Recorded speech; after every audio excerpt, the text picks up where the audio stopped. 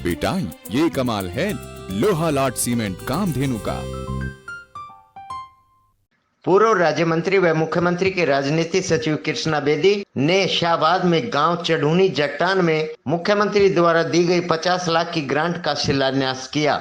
हरियाणा सरकार द्वारा चलाई जा रही योजना हमारा हरियाणा हरा भरा हरियाणा के तहत पौधारोपण कार्यक्रम में गांव चढ़ूनी जट्टान में पहुंचे कृष्ण बेदी ने बताया कि पौधों से हमें जरूरी वस्तुएं ही नहीं बल्कि जीवनदायिनी ऑक्सीजन भी मिलती है, इसलिए ज्यादा से ज्यादा पेड़ लगाने चाहिए। उन्होंने कहा कि पिछले कुछ वर्षों के दौरान पेड़ पौधों की संख्या में काफी कमी आई है, जिस कारण पर्यावरण का संतुलन बिगड़ गया है। बेदी ने लोगों से अपील की कि पर्यावरण की सुरक्षा करने के लिए हम सबको अधिक से अधिक पेड़ लगाने चाहिए और साथ ही इन पेड़ों की भली भांति देखभाल भी करनी चाहिए ताकि ये अच्छी तरह से पनप सके। उन्होंने कहा कि पौधारोपण का यह कार्यक्रम 3 अगस्त से लेकर 16 अगस्त तक यानी कि पूर्व प्रधानमंत्री अटल बिहारी वाजपेयी की पुण्यतिथि तक चलेगा, जिसमें प्रत्येक गांव व क्षेत्र में जाकर वृक्षारोपण करने का काम किया जाएगा। कार्यक्रम के पहुंचने पर गांव चढ़ूनी के सरपंच ने कृष्ण बेदी का पुष्प गुच्छ देकर स्वागत किया।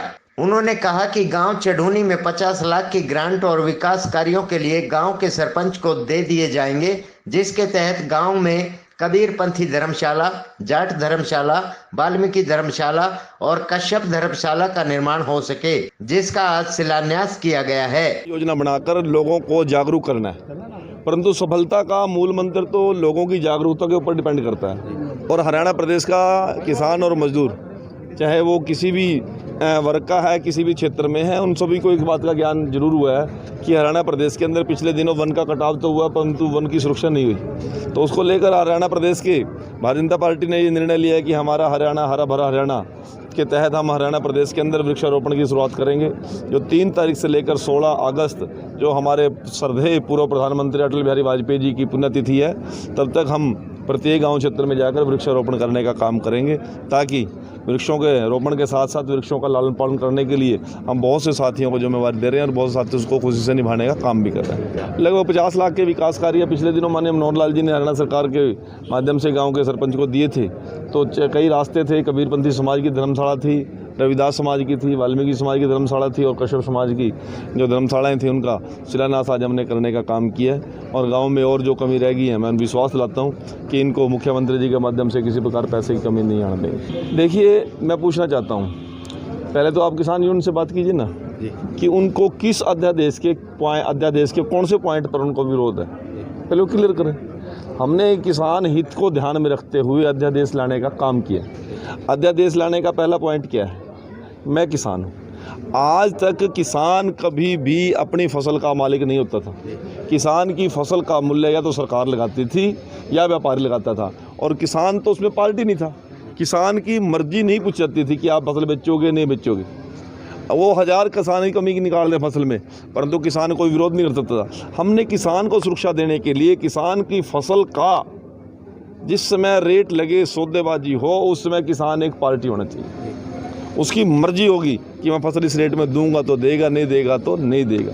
पहले क्या था कि किसान एक मंडी क्षेत्र से बंधा हुआ था, एक उनका क्लस्टर बना हुआ था कि इस मंडी के तहत जितने भी व्यापारी लोग हैं वो फसल का खरीदार थे। आज हमने किसान को, देश के किसान को ये छूट दे दी। आंध्र प्रदेश का किसान यदि चाहे उनकी फसल का रेट बढ़िया मिल रहा है तो हरियाणा में आके बेच सकता है, हिमाचल में आके बेच सकता है, उसके ऊपर पाबंदी नहीं है। पाबंदी पहले भी नहीं थी, परंतु व्यापारी पर पाबंदी थी। व्यापारी को जो यदि ऐसा माल खरीदता था दूसरे एरिया में जाके, उसकी पकड़ थी। तो जब व्यापारी को पकड़ थी तो व्यापारी जाएगा ही नहीं, तो किसान की फसल के रेट अच्छे नहीं मिलेंगे। आज दूसरे हमने क्या, किसान मंडी में जाने की बजाय आप अपनी फसल को खेत में बेच दो। और बहुत सी कंपनी ऐसी हैं, चाहे आशीर्वाद आटे वाली कंपनी है, वो आपकी गेहूँ खेत से ले जाना चाहती है यदि क्वालिटी की चीज़ है तो, और आपको 500 रुपये फालतू देना चाहती है, तो आपको बंदे हो थोड़े हो कि मंडी में ही जाकर आपने बेचनी है। इसी प्रकार से हमने किसान की एमएसपी तो फाइनल की। एमएसपी को कोई नहीं छेड़ सकता, उसका मर्जी है तो अपनी मंडी में आड़ती के माध्यम से बेचे, हम नहीं, इसमें कोई रोक है। हमने तो एक नया सुझाव दिया है कि मंडी के अलावा यदि किसान अपनी फसल को बाहर मार्केट में ओपन में बेचना चाहता है, उसके ऊपर कोई रोक नहीं लगा सकेगा। ये अध्यादेश किसान की मजबूती के लिए है, किसान को ताकत देने के लिए, किसान को उनकी फसल का मालिक बनाने के लिए है, ना कि व्यापारियों के हाथों खेलने के लिए। कुरुक्षेत्र से दर्शन कैंथ की रिपोर्ट। खबर चाहे राजनीति की हो, सामाजिक हो या हो घटना दुर्घटना की बात, चाहे भ्रष्टाचार की हो, जनता से जुड़े मुद्दों की हो या हो कानून व्यवस्था की बात, अब बातें होंगी आपके शहर की, आपके प्रदेश की हर खबर सिर्फ HR टाइम्स न्यूज पर।